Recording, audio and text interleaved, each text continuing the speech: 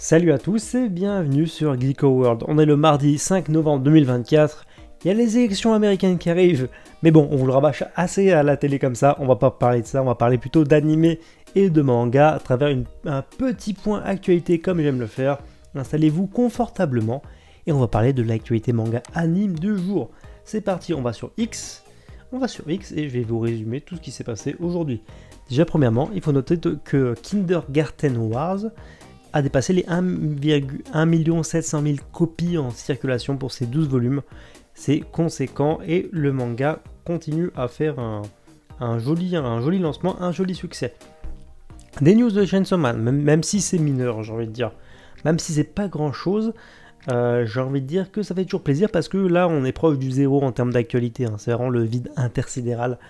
Donc je vais vous partager ça avec plaisir, 4 nouvelles affiches en rapport avec l'animé. Notre pote Denji qui est juste là. On a ensuite cette jeune femme appelée Makima. On a Power juste derrière. Et puis bien sûr Aki. Voilà, je vous laisse profiter des visuels. Et on rappelle bien sûr que voilà, l'article, enfin le tweet le rappelle, l'arc Raz ou Rézé, je sais plus comment il est appelé également, il y a un autre titre. Et toujours en production, oui, on n'a pas de nouvelles. Oui, c'est normal. Hein. C'est que en fait, Chainsaw Man a été une sorte de flop, enfin en tout cas est considéré comme un flop et un échec de la part de Tsuyo Mappa. Donc ce qui fait que ça ralentit la production de pas mal de projets, dont notamment le film. La saison 2, on sait qu'il y avait une rumeur en même temps qui était sortie, que je vous avais partagé à l'époque, comme quoi un film allait être annoncé, ainsi que la saison 2. Mais en fait, du coup, la saison 2 a été mise sous le tapis pour l'instant, en off, donc officiellement, il n'y a pas eu plus d'informations que ça. Et le seul truc qui a été annoncé officiellement, c'est donc ce film, mais il y a zéro news.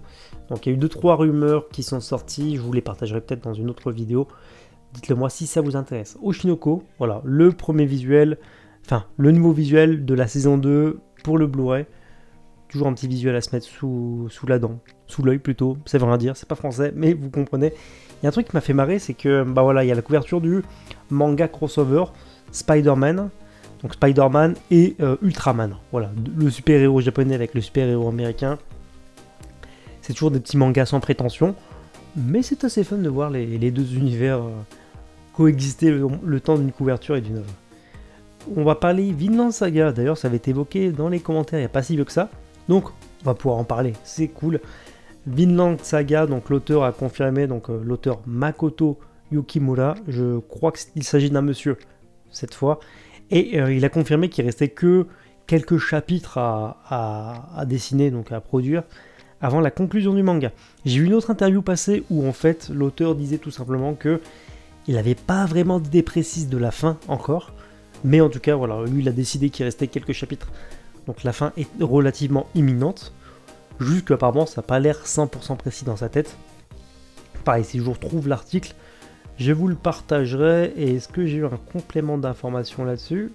Non, pas du tout. Mais voilà, la fin approche, on est plus proche de la fin que du début pour Vinland Saga. Lisez Vinland Saga, c'est vraiment une œuvre à part entière.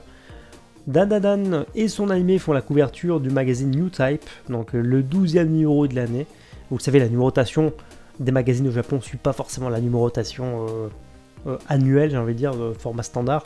Donc c'est normal qu'on soit déjà au 12e numéro, donc l'année va être finie pour les magazines là au mois de novembre. Bref, jolie couverture, là j'aime bien. Je suis assez convaincu par le visuel. N'hésitez pas à me donner votre avis là-dessus en commentaire. Pour ceux que ça intéresserait, il y a le manga The Summer Hikaru Dai qui va tout simplement se terminer. Le manga sera composé de 10 tomes. Voilà, c'est un manga qui est disponible chez Pika Edition, je dis pas de bêtises chez nous. C'est cool, 10 tomes c'est parfait. C'est ni trop peu ni pas assez, c'est le bon équilibre. Dans une mangatech ou une bibliothèque ça prend pas trop de place. Donc une petite collection de mangas et qui va se conclure. L'anime My Hero Academia s'est offert un tout nouveau visuel afin de célébrer les 100 millions de copies en circulation pour le manga. Et en fait, étonnamment c'est l'anime qui s'est illustré à travers ce nouveau visuel pour célébrer justement le cap passé pour le manga. Voilà, j'espère que ça n'a pas été assez flou comme news. Il y a un truc qui m'a fait extrêmement plaisir que je ne pouvais pas vous partager encore. J'avais vu la news quand j'ai eu le mail dans ma boîte mail. Et j'étais très content de le voir. Il y a Pandora Hearts, qui était un gros carton pareil il y a 10-15 ans en arrière, au moins. Le manga va revenir, c'est vraiment un excellent titre. Voilà, en 2010, voilà, ça date de 2010, donc ça fait 14 ans. Donc ça commence à être un peu vieux. Mais bref, Pandora Hearts revient dans une édition Kazenban, donc à savoir une Perfect édition. Faudra mettre la main à la poche parce que 16 balles le tome, hein, ça va piquer les fesses, on va pas se mentir. J'espère que j'aurai l'occasion de moi vous en parler. En tout cas, c'est un très beau projet, c'est un très beau projet qui a été initié par Kiyun, spécialement pour les lecteurs français. Et ça, c'est toujours vraiment bien de le souligner parce que il y a des éditeurs en France, donc certains, voilà, qui font pas d'efforts, mais d'autres qui font vraiment des efforts colossaux pour faire plaisir aux fans. Kiyun en font partie clairement, avec Mehan et d'autres éditeurs. Donc il y a eu pas mal d'infos, nouvelles chartes graphiques, nouvelles jaquettes, grand format, donc forcément c'est une édition Kazenban, une Perfect édition.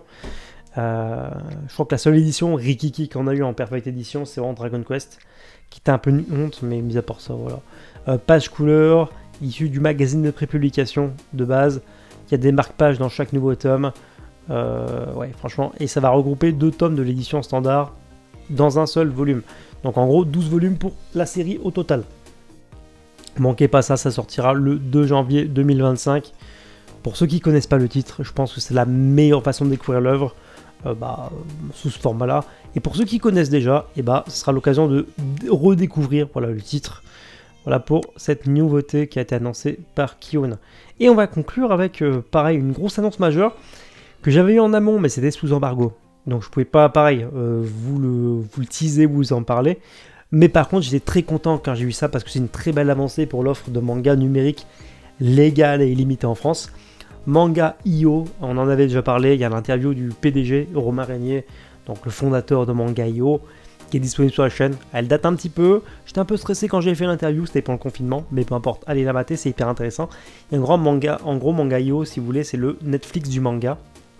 Donc pour la lecture manga légale, l'offre légale en France, et vous payez un abonnement. Je connais plus à l'heure actuelle le prix de l'abonnement, je vous avoue, ça fait longtemps que j'ai pas regardé. Mais par contre, vous payez 5, 6 euros, peut-être 8 euros grand max, et vous pouvez lire en illimité totalement légalement vos œuvres. Vous pouvez lire n'importe quoi, tout l'intégral. Il y a Naruto maintenant sur la plateforme, il y a d'autres grosses œuvres. En vrai, pour ceux qui n'ont pas beaucoup d'argent mais qui veulent lire beaucoup de titres, ça peut être pas mal. Donc la plateforme se renforce de plus en plus au fil du temps et au fil des années. Et là, cette fois, c'est vraiment un acteur majeur qui vient se rejoindre le catalogue de la plateforme, qui vient vraiment renforcer cette offre, qui de base avait un potentiel énorme. Il s'agit tout simplement de Glénat. Et Glénat, vous savez, c'est un des plus gros éditeurs en France, si c'est pas le plus gros. Derrière, il y a plein de titres, notamment Dragon Ball, mais pas que.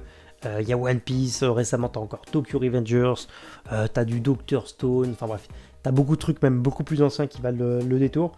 Mais c'est une très bonne nouvelle. Alors, est-ce que One Piece en intégralité arrivera sur Manga.io? Honnêtement, je pense pas. Alors, est-ce que j'ai peut-être des informations? Je regarderai plus tard. Si j'ai d'autres informations que je peux vous révéler, je vous le révélerai. Oui, je vous le révélerai en bon français. Mais en tout cas, voilà, c'est encore une avancée majeure pour l'offre légale en France.